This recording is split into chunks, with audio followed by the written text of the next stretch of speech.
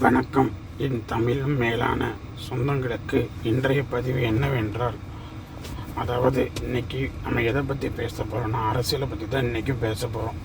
இப்போது இதில் முக்கியமான விஷயம் என்னென்னு எடுத்துக்கிட்டிங்கன்னா, நம்ம எல்லாருமே கண்டிப்பாக அரசியல்னால் என்னன்னு தெரிஞ்சுக்கணும். அது இல்லாமல் நானுமே ஒரு முதுகலை பட்டம் படித்து விட்டு இப்போதைக்கு ஒரு நல்ல உத்தியோகத்தில் இருக்க ஒருத்தன் தான் நானும் இப்போ உங்கள்கிட்ட பேசிகிட்டு இருக்கிறேன். எனக்கு என்னால் இருந்துட முடியும், ஆனால் அப்படி எனக்கு இருக்க முடியலை. இங்கே நடக்கிறதெல்லாம் பார்த்துட்டு இப்போ தான் அதுக்கான நேரமும் வந்திருக்கு. அதாவது இப்போ என்ன சொல்ல வரேன் அப்படின்னா, இது நான் மட்டுமே முன்னணி எடுத்து செய்ய போகிறது கிடையாது. உங்களை மாதிரி நிறைய பேர்த்தோட துணையும் ஆதரவும் வேணும். அது மட்டும் இல்லாமல் இப்போ நான் எப்படி வந்திருக்கணும், அது மாதிரி உங்களில் நிறைய பேர் கண்டிப்பாக இந்த அரசியல் களத்துக்குள்ளே வரணும்னு நான் ரொம்ப ஆசைப்படுறேன். இன்னும் சொல்லப்போனால் நம்ம எல்லோரும் என்ன நினைக்கிறோன்னா, அரசியல் அப்படின்னாவே ஐயோ அரசியலா வேணவே வேணான்னு சொல்லிட்டு இருக்கிற அரசியல்வாதிகள்லாம் பார்த்து பயந்து ஓடிக்கிட்டு இருக்கிறோம்.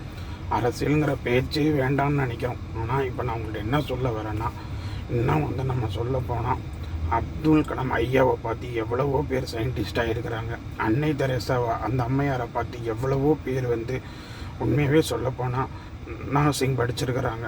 அது இல்லாமல் ஒரு சேவை மனப்பான்மை நிறையா செஞ்சுட்டு இருக்காங்க. இந்த மாதிரி நல்லவங்களை நிறையா பேரை பார்த்து நம்ம உதாரணமாக சொல்லலாம். இன்னும் இதை விட சொல்லப்போனால் அரசியல் களத்தில் எடுத்துக்கிட்டோம்னா, நம்ம ஐயா கர்ம வீரர் ஐயா காமராஜர் அவரெல்லாம் மிகப்பெரிய மகான் அரசியலில். அதே மாதிரி ஐயா அறிஞர் அண்ணா அவர்கள். இன்னும் சொல்லப்போனால் ஐயா மதிப்பிற்குரிய ஐயாவும் நேசத்திற்குரிய ஐயா ஜீவானந்தம் அவர்கள். இன்னும் நம்மள பல பேருக்கு ஐயா ஜீவானந்தம்னா யாருன்னே தெரியாது. ஆனால் இனிமேல் ஜீவானந்தம் மாதிரி ஒரு போராளியை தமிழ்நாட்டில் பிறக்க போகிறது இல்லை, தமிழ்நாடு காண போகிறதும் கிடையாது. இன்னும் சொல்லிக்கிட்டே போகலாம். ஐயா கக்கன் இருந்தார். இந்த மாதிரி நிறைய பேர் அரசியல்வாதிகளும் நல்ல உதாரணமாக எடுத்து சொல்ல முடியும். நம்மளை மாதிரி நம்மெல்லாம் உள்ள அரசியல்கிட்ட வந்தால் தான் கண்டிப்பாக ஒரு மாற்றம் வரும்.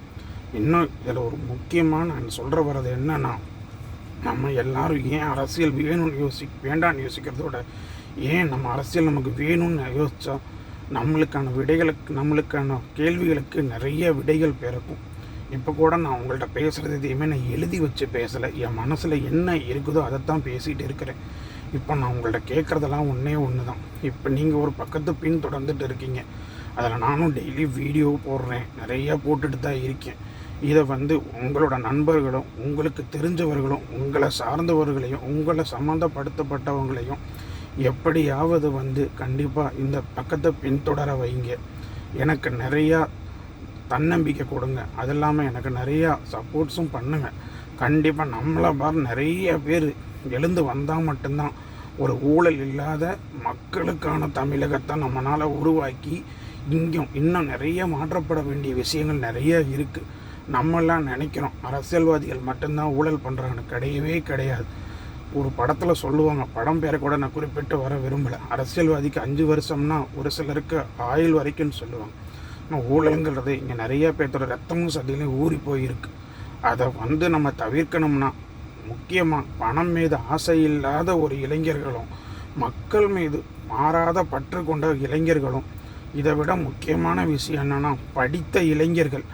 இன்னும் அரசியல் காலத்திலேயே நிறைய மாற்ற வேண்டியது இருக்குது. அந்த காலத்தில் ஐயா காமராஜர் ஐயா நான் இப்போ கூட நான் காமராஜர் ஐயாவோட சப்போர்ட்டர் கிடையாது.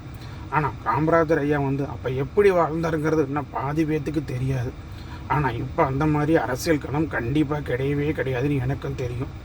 ஆனால் கண்டிப்பாக நம்ம காமராஜர் ஐயாவும் அறிஞர் அண்ணா ஐயாவும் எதை ஆசைப்பட்டு இந்த அரசியலுக்கு வந்தாங்களோ, கண்டிப்பாக நம்மளாம் அதை முன்ன நின்னோம்னா தமிழ்நாட்டை கண்டிப்பாக அந்த காலங்கள் மாதிரி ஒரு பொற்கால அரசியலாக மாற்ற முடியும்.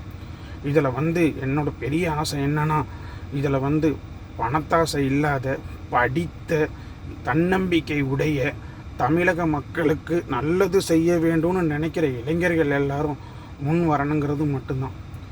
நன்றி, வணக்கம் என் உயிரின மேலான தமிழ் சொந்தங்களுக்கு.